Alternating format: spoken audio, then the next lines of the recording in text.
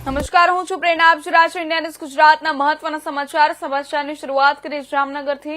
તો જામનગરના નાઘેડી ગામ નજીક આવેલા સ્વામિનારાયણ ગુરુકુળ સ્કૂલ વિવાદમાં આવી છે.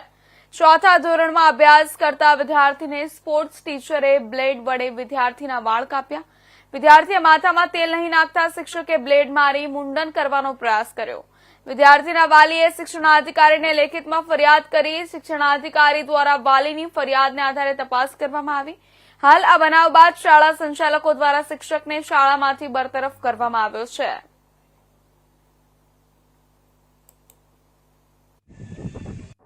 ગઈકાલે હતું કે સવારે હું રોજ મોરલ્સનો પીરિયડ લઉં છું, જેમાં હું બાળકોને ભગવદ્ ગીતા શીખવાડું છું.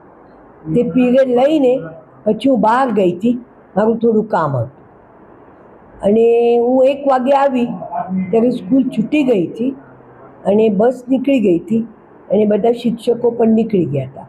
પરંતુ પ્રિન્સિપલ રોકાણ હતા મને આ વાત કહેવા માટે કે અમારા જે પીટીના શિક્ષક હતા ધનંજય સર, એને 4th સ્ટેન્ડર્ડ ઇંગ્લિશ મીડિયમના 2-3 છોકરાના વાળ કાપ્યા હતા.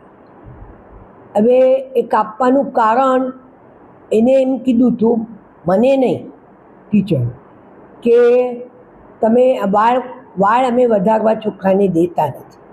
કારણ શું છે, છોકરાઓ આટલા વાળ વધારે ને પછી એનું ધ્યાન પોતાના વાળ આમ કરવામાં અને વાળને ઓલું કરવામાં રહે, પછી ટીચર શું ભણાવે ને એના સામે એનું ધ્યાન જ ન હોય.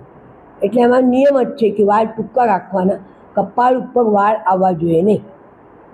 તો એને કંઈ પણ વોર્નિંગ આપ્યા વગર કે વાલીને ફોન કરીને પહેલાં વોર્નિંગ આપવી જોઈએ, કે લેખિત દેવું જોઈએ કે તમારા છોકરાના વાળ બહુ વધ્યા છે, 2 દિવસમાં કપાવીને મોકલજો. કંઈ પણ કર્યા વગર એને પોતે વાળ કાપી નાખી. હું ત્યારે હતી નહીં અને મારા પ્રિન્સિપલ હતા, એ એનો ક્લાસ લેવા માટે ક્લાસમાં ગયા હતા.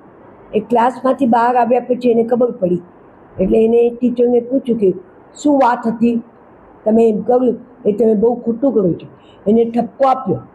પછી તો હું આવી ત્યારે તો એ નીકળી ગયા હતા.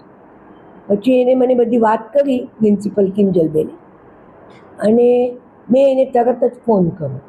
પણ કદાચ એ ત્યારે બસમાં હશે એટલે ફોન એને લીધો નહીં. પછી મેં 2:30 વાગે ફોન કર્યો અને મેં એને કીધું કે તમે આવું કર્યું છે. પહેલાં મેં પૂછ્યું કે તમે આવું કંઈ કર્યું છે, તો એને કીધું હા મેં કર્યું છે.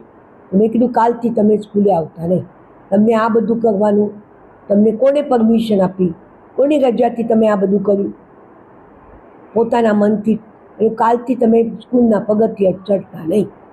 એટલે મેં ત્યારે ને ત્યારે એક્શન લીધી અને મેં એને કાઢી મૂક્યા. પછી એને મને કીધું મારું પગારનું શું? મેં કીધું પગારનું તો વાત પછી, અત્યારે તમે કાલથી આવતા નહીં, બસ બીજું કાંઈ. હા, અને બધા શિક્ષકોની અમે મિટિંગ લીધી અને બધા શિક્ષકોને કીધું કે કોઈ જાતની એવી જાતની કંઈ પણ વસ્તુ, આ તો પહેલે બી કીધું છે, તમારે કંઈ પણ સજા આપવાની હોય મારી રજા વગર આપવાની નહીં.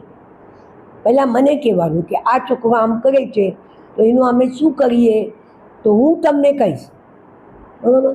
તો મારું નામ છે શશીબેન દાસ અને હું ડાયરેક્ટર ઓફ એજ્યુકેશન છું અને 60 વર્ષથી હું શિક્ષણ ક્ષેત્રમાં છું.